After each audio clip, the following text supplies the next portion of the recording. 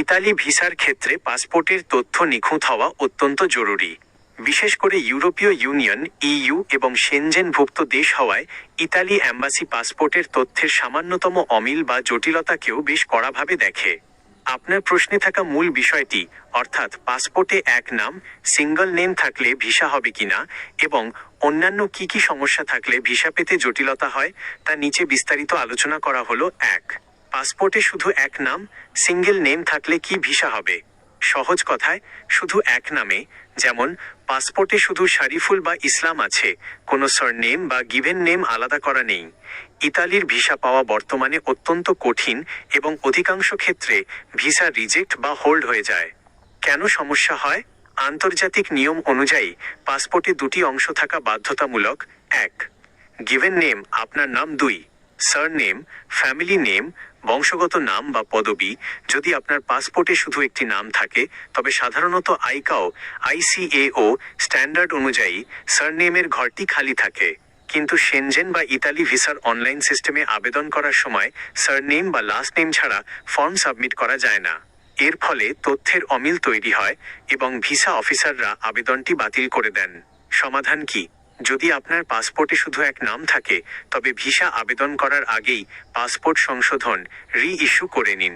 নামের সাথে বাবার নাম বা বংশের পদবি যুক্ত করে গিভেন নেম এবং সারনেম আলাদা করে নিন। এটি সবচেয়ে নিরাপদ মাধ্যম। 2.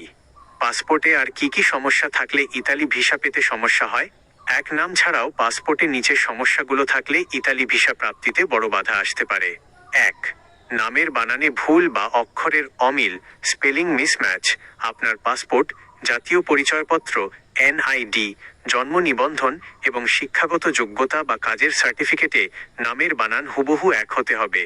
ধরুন, পাসপোর্টে আছে শরীফুল, কিন্তু এনআইডি বা ওয়ার্ক পারমিটে আছে শরীফুল। এই সামান্য এ এবং ও এর পার্থক্যের জন্য ভিসা রিজেক্ট হতে পারে। 2. জন্ম তারিখে গরমিল, ডেট অফ বার্থ মিসম্যাচ। এটি একটি মারাত্মক ভুল।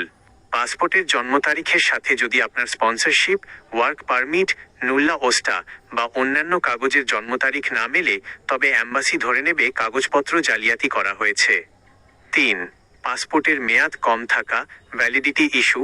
ইতালি বা সেনজেন ভিসার নিয়ম হলো, আপনার প্রস্তাবিত ভ্রমণের বা ইতালি পৌঁছানোর সম্ভাব্য তারিখ থেকে পাসপোর্টের মেয়াদ অন্তত 3 থেকে 6 মাস থাকতে হবে। তবে ওয়ার্ক ভিসার নুল্লা ওস্টা ক্ষেত্রে পাসপোর্টের মেয়াদ অন্তত 1 থেকে 2 বছর থাকা নিরাপদ। মেয়াদ কম থাকলে ভিসা ইস্যু করা হয় না। 4. পাসপোর্ট ড্যামেজ বা ছেঁড়াফাটা থাকা। পাসপোর্টের ডাটা পেজ, যেখানে ছবি ও তথ্য থাকে, যদি অস্পষ্ট হয়, লেমিনেশন উঠে যায় বা কোনো পাতা ছেঁড়া থাকে, তবে অ্যাম্বাসি সেই পাসপোর্ট গ্রহণ করে না।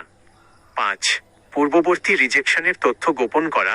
আগে যদি কখনো ইতালির বা অন্য কোনো সেনজেন দেশের ভিসা রিজেক্ট হয়ে থাকে এবং নতুন পাসপোর্টে সেই তথ্য গোপন করার চেষ্টা করেন, তবে বায়োমেট্রিক আঙুলের ছাপ ম্যাচিংয়ের মাধ্যমে অ্যাম্বাসি তা সহজেই ধরে ফেলবে।